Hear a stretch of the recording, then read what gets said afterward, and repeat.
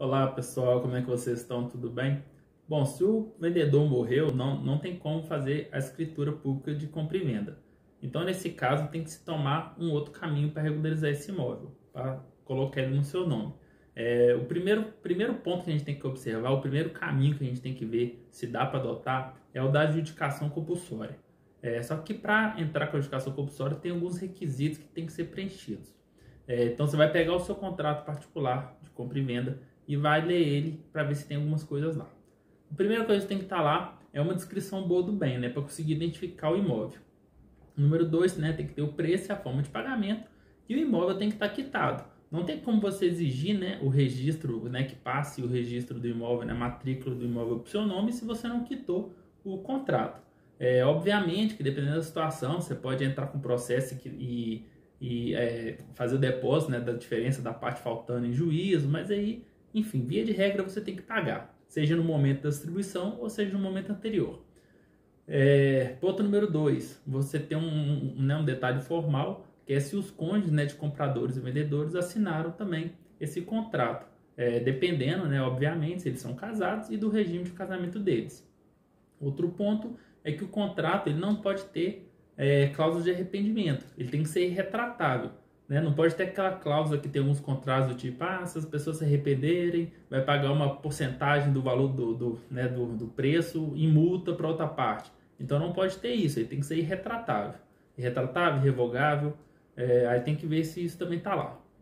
Então, se tiver preenchido esses requisitos, você pode ajuizar uma ação de adjudicação compulsória, só fazendo uma ressalva. A ação de adjudicação compulsória você vai ajuizar contra o proprietário registral. Quem que é o proprietário registral? É aquele nome, né, aquela pessoa que está lá na matrícula do imóvel. Então você tem que ajuizar o processo contra o proprietário registral. Se você não comprou do proprietário registral, você vai ter que ter os contratos anteriores que levem até o proprietário registral. Vou dar um exemplo aqui para facilitar. Se o Gabriel é o proprietário registral do imóvel A e eu vendo para José esse imóvel, o José pode entrar com um processo de adjudicação compulsória contra mim. Eu, Gabriel, que sou o proprietário registral do imóvel.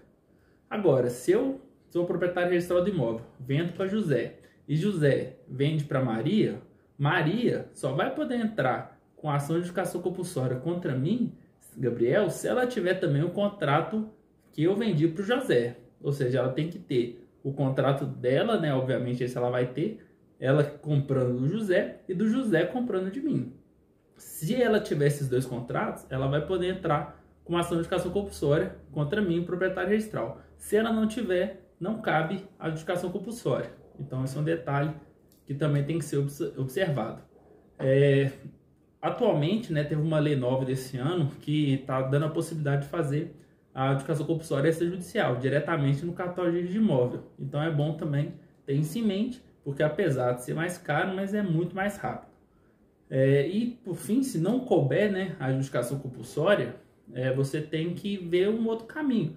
Se vai resolver dentro do inventário, dependendo se tem inventário ou não, né, tentar às vezes um acordo com os herdeiros, caso tenha um inventário.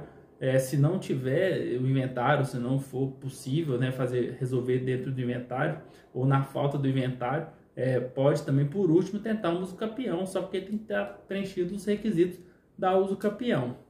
E só um detalhe aqui, um adendo que eu quero fazer, é o seguinte, que não existe a obrigatoriedade desse contrato, né, esse contrato de compra e venda particular, estar registrado lá no cartório de imóvel para entrar com o processo de adjudicação compulsória. Não existe essa exigência. Só que se tiver, é bom, porque aí, caso esse imóvel, né, seja vendido para terceiros, se você tiver registrado a sua promessa de compra e venda lá, você pode reaver o imóvel. Esse registro faz com que o contrato seja oponível a terceiros. Você pode buscar esse imóvel na posse de quem quer que ele esteja, mas só se você tiver registrado. Vou dar um exemplo para facilitar. O mesmo exemplo. Eu vendi o meu imóvel, sou proprietário registral, vendi para José. E José tem um contrato particular de compra e venda, só que ele não registrou na matrícula do imóvel.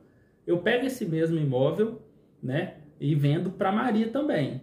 Se a Maria me pagar primeiro, né, porque o José não registrou porque ele está me pagando ainda. Se a Maria me pagar primeiro e registrar o nome dela, o José não pode entrar com a adjudicação compulsória contra a Maria, porque a Maria que passou a ser nova proprietária registral. Ele não pode entrar. Ele só vai resolver o problema entrando num processo contra mim para ter o dinheiro de volta e reparação de danos, enfim, ação indenizatória e reparatória.